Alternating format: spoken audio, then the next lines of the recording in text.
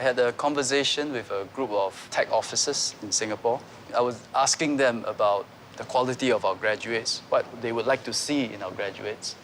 Their top comment is not their tech savviness. They said it's their teamwork and their ability to articulate their ideas and debate. Because they say in the modern office, especially in the tech sector, there's just so much buzz and so much arguments in office.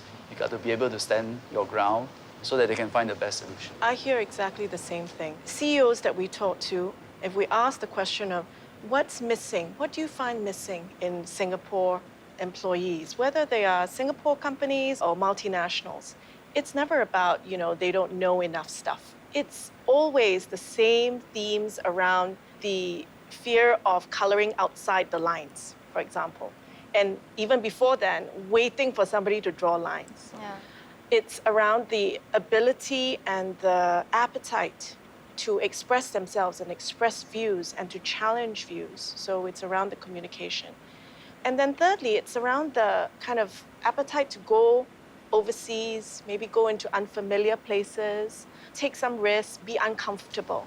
That's why throughout our university system, increasingly you are seeing them doing flipped classrooms. So that it's not just curriculum, top-down. The class is about the students coming up with solutions and contesting ideas. This is an element that is now important to be developed across the universities and higher education institutions, but it's not for everybody. It's not. Everything needs a balance between face-to-face and e-learning, between flipped classrooms and normal classrooms, where you actually have to give the technical foundation. Otherwise, you can't do the coding. So the point here is, yes, the future will be technology-driven. But the future will, as all of you have mentioned, the employers, the companies are looking for people who can work in teams. Because technology connects people across cultures, across distances, educators care to nurture the learners. However you stack it, no longer learning just in school but lifelong, no longer just paper qualifications but skills mastery, no longer a narrow definition of meritocracy but broadening the definition and respect for all trades. I think it's clear that to take on future jobs, our students will need to have the ability to think out of the box, not just to produce memorized answers. So how can our education system foster these qualities? A few points. First, I would think our economy of the past and the present needed creative people. That's why we had a good 50 years. We did not come this far by all staying within the box. Looking ahead with advanced technology, I think we continue to need people that think out of the box. I do have faith in our education system as well as our society in appreciating this sort of talent and characteristics. So the second point is, how do you define creativity? It's not like everybody will walk out of the line and do everything that's different, don't obey the norms. If you run a petrochemical plant, you need to stay within the rules. Lives are at stake. But when the situation calls, sometimes we exercise judgment, sometimes we exercise creativity. So it has to be put in context. Creativity has to be in context. That leads to my third point. What then fosters this creativity? You need mastery. You got to be very good at what you are doing. Then that skill becomes second nature. Lionel Messi just won the Ballon d'Or. He's a very creative player. Look at what he does with the ball and how he passes. But when he gets the ball, he has no time to think, how to be creative. Do I get it left? Do I get it right? It's second nature to him. And that allows him to read the game in a broader perspective. He can play it strategically and become creative. So likewise for us, going back to what we discussed again, it's about your passion, your interest, your curiosity, working hard at it until the basic, even the advanced skills become second nature to you. Beyond that, you can be creative. What about the broad base where we really need the artisans, the master craftsmen? In other countries, this is what happens. The industry and the craftsmen get together and they form a guild. They're not dependent on IT or the polytechnics. And with the guild, they set their own standards. They train their own people. They mentor the next generation. And they make sure that they become master craftsmen. If we have an industry bottom-up effort like this, that prepare to uphold the standard and deliver the training, we are prepared to support them. That will be a very good SkillsFuture initiative. The concept of guilds is an important one. It is. We don't have that tradition. We don't have. But if we can build one, it would be wonderful because it's really about professional pride. People are not made equal. If you and I took on the same thing, we may not be equal masters at the thing, even despite putting in the same amount of effort. So how do we still encourage this risk-taking, this curiosity, and this pursuit of mastery while considering different skill levels. That's a very interesting point as well from a different context, which is going back to this thing around collaboration and teamwork.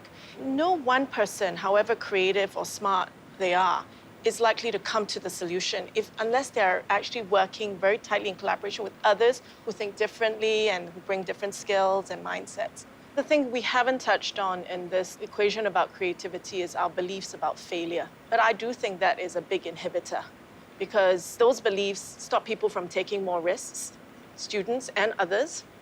And not taking risks is the inhibitor of all sorts of things, discovery, the drive to do more and different, innovation. I do think we need to change our mindset on failure. We always call it failure, but often failure as a concept is binary. It's 1 or 0, you fail or you succeed. Setbacks that you overcome, then you're closer to success. So it's more a journey rather than a binary outcome. Something else I feel we haven't touched on yet, which are soft skills. It'll be interesting to hear the panel's point. Krystal, look at your experience in terms of inculcating soft skills at school and now you being out in the working world. What are your observations? Because I came from communications, I'm able to facilitate the communications within a team that may not be as skilled as communications. So that's definitely helped. That being said though, developing soft skills is something we really need to focus on because in school, apart from my communications course, I don't remember situations where I was able to work in groups in a really cohesive manner. I don't remember being asked my opinion, so I didn't have chances to speak up. And the kind of presentations that we were made to give presentations, which is always good. However, the presentations already came in an extremely structured format, just like the exams. Soft skills are important. What is lacking today in our students are the soft skills. Communication, taking initiative, passionate in what they do, going out of the box, being uncomfortable, taking risk. I think the best way to learn soft skills is in a real working setting, which is why every single polytechnic, every single IT student now, they have to do an internship. And we are enhancing the internship in many of the programs to at least 6 months. It's important to put yourself in a real working environment. Then, in a way, you learn in a very realistic and maybe in a hard way. But at least you learn while you're a student and learn later on. One thing I find very impressive is what the NUS has done with the Center for Future Ready Graduates, for example, where it's beyond kind of exposing and giving more awareness about jobs and careers and so on. It's also really focusing on getting students to look inside, get to build self-awareness, and then on top of that, how do they interact effectively with other people? And there's a very deliberate program to do that now, which I think is a departure from how we used to think about career or future readiness. We never heard about self-awareness. No, not at all. And they're doing some very deep stuff that have the same roots as some of the most sophisticated senior executive development that we do. The system is changing. I mean, NUS does, the other polys try something. In Singapore Poly, we are trying to inculcate empathy in our students, which is a form of self-awareness. Minister, you need to put the student in a real-world environment and expose him. And that happens in polytechnics, to some extent in engineering and other courses in the university. But in addition to putting the students in the real environment, what is just as important is to put the teacher also in the real environment. I tell you why. Many of our poly lecturers come from the industry. University, many professors have never worked in the industry. How are they going to prepare a student for the work environment when they didn't have that real life experience? So we need to find a way where we get more of those in the private sector coming into the universities, the polytechnics, and most importantly, our schools. What we should do is make the education profession well-paying, bring in some of the best private sector people into the teaching profession, into teaching primary schools, secondary schools, polytechnics, and university. When there is an infusion, then we'll be really preparing the students for the real workplace. I was exploring the Center for Future Ready Graduates page. We have workshops, we have seminars, we have guest lecturers. I have so many emails coming in saying, oh, this guest is coming to speak about this particular industry. I think NUS is doing a great job in preparing us and giving us a platform to talk to someone about what we are really interested in and how we can step into the working world. I think in a university, there are many different tracks. There are researchers who are also teaching at the same time. There are teachers who does less research and they focus on the teaching. And there are also practitioners who come in and they teach as well. We talked earlier about the choices now that's available at the tertiary level, at higher education level.